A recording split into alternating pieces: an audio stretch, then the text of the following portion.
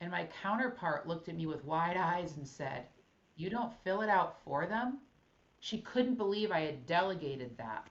What I said to the teachers was, if you want to submit a request, you fill it out and give it to me, and then I'll improve it if it needs it.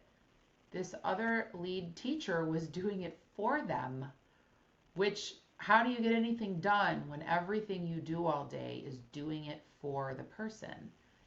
And that's just a little example of how I already had an operations type brain, even in the school system.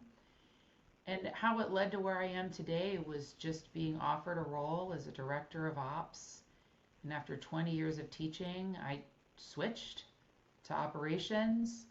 And little by little, I learned how much capacity I do have for helping multiple businesses at the same time. And so now that's what I do.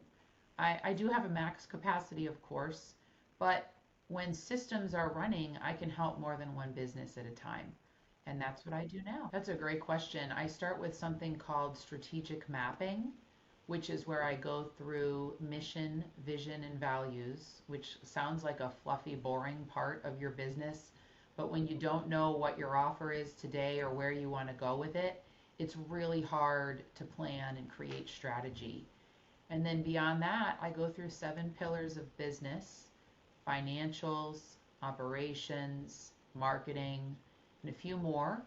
And I just kind of help the business owner pull out all of the overwhelming tasks and projects that they have in their head and help them decide what order should they go in, which ones are really necessary, and which ones maybe they're just doing because they feel like they should, and maybe which ones have they not even thought of that would make a lot more of these items easier to handle.